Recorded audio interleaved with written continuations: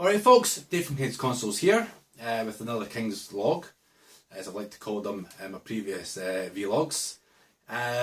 This video is going to be also a bit of a response to the 16-bit brothers. Their latest video, they asked us about your collection goals. So it kind of ties in with this video, which is going to be really give you an update on the room. The latest kind of room tour of where I've been since I moved. So, as you can probably see behind me, there's a few shelves up now. No more boxes on the floor, within reason, no more cardboard boxes. So, yeah, we'll start off with the question. If you haven't seen a video, I will try and link it to this video here. You've probably seen them before you've seen myself. The guys were asking, what are your collector's goals? Is it a certain system you're collecting for? You're going for a full set? Those kind of lines. Now, I love been collecting retro games for a while now. I've never really wanted to aim for a full collection. Main reason being is the cost. As much as I love games, I love spending money on different systems. I don't think I could ever justify spending the money on certain titles. Albeit there are some consoles which the games like the Atari 2600, Game Boy, that aren't that expensive. But you always find that if you want to go for a complete collection, there's always some titles which are money I just really couldn't justify spending on one game. And people will do that out there, and good on them. I like to watch their videos and watch them do it. But for me, it's always been about just picking up random retro, as I like to say. So that being from, I get into like a bit of a Game Boy phase. I've got quite a substantial, or I believe a substantial collection of Game Boy titles. Which is sadly in the cupboard right now, so I can't show you. If you want to see how I store my Game Boy games, check out my channel. Quite a wee ingenious way with Ferrero Rocher's boxes. The NES games I've got, a lot of them were from my childhood. So I picked up games like Super Mario Bros. 2, World Cup. Not the best football game in the world, but certainly enjoyed playing that with my brother quite a bit. Even games that actually even that great. But they just bring that nostalgia, like Hook, an absolute terrible game. But I used to remember playing that as a kid and getting frustrated at the damn thing. So I kind of picked that up as well. And I'm not really one for boxes. If you checked out my latest video, in fact, about the zipper controller, if it does come with a box, be it battered or pristine, I won't go specifically hunting for a game with a box. I mean, the same again, there's collectors out there which, hats off to them. Wait. Hats off. That they go for that sort of thing. So they'll get a box and it's got creases in it, but then they'll upgrade that box to a better box and sell that one on. I mean, I applaud those guys because they've got a lot more determination than I've got. As you may be able to see just at the side here, I've got some boxed NES games. I don't particularly go hunting for them. But yeah, so really at the moment I've kind of got a collection of like NES. Let's look up the shelves and see some Xbox 360, PS3, PS4, PS2, Xbox, the Wii, which is kind of here, some PSP stuff. Vita technically, although it's already on my actual console itself, which is kind of where we're going now, is downloadable content. Vita games, I think I've actually only got, I don't think I've got any physical games. All my Vita stuff's been PlayStation Plus, and it's basically all a memory card. Even the PS4, I've got a very small library of physical games, yet I still love to pick up all these consoles and physical game discs. PS2 collection is getting rather big at the moment. I think mainly because I'm finding that they're the ones you find in the charity shops and car boots for 50p a pound. Some great titles out there you can just pick up.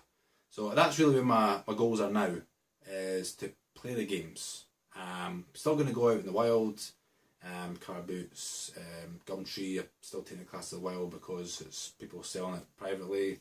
Yeah, even gaming shops I'll still go to.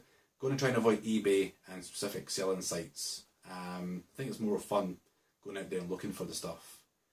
So that's my goal now, is to play the games, and I will pick up some new ones along the way. I've got a pick up this video coming soon actually. We may even include it onto this depending how long it is.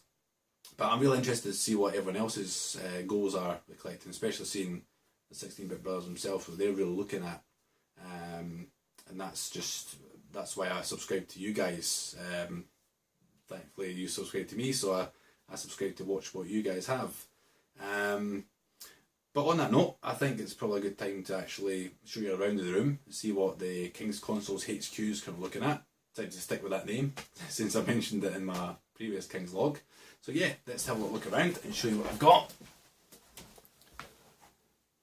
So it's not going to be a full blown, I'm still kind of messing around here. So this is really what you saw in one of my previous videos. It's my bookshelves. You can see actually Skywarp. Oh, can't even get my finger in here. Skywarp here, being humped by Raphael from the Turtles. We've got Goku and Cloud from Final Fantasy VII. But this is mainly my PlayStation stuff and NES sets, completely disorganised. Everything's just on shelves at the moment. I'm really still trying to organise what's going on. I have started to actually focus on series. So we've got Zelda games, Final Fantasy, perhaps maybe trying to get a full collection of their titles. Lionel from the Thundercats, some of my consoles, NES, Amiga CD32, my GameCube with Game Boy Player, nice little plug and play joystick, amazing for pole position. I don't just stick to games though. I have got say peripherals like your Zapper and joysticks and Call of Duty Mega Blocks. Going to have to start building these and getting them on the shelves. This is the newest addition to the room, the bookcase. Some PSP stuff and some guides down the bottom. Most of my Blu-rays and DVDs down there. Nothing too exciting. Attire links, PlayStation. You see the PS2. Nowhere near some of the guys' libraries, but that's what I've got picked up so far. Game Boy there, and some more of that Call of Duty stuff. And my foam finger from New York.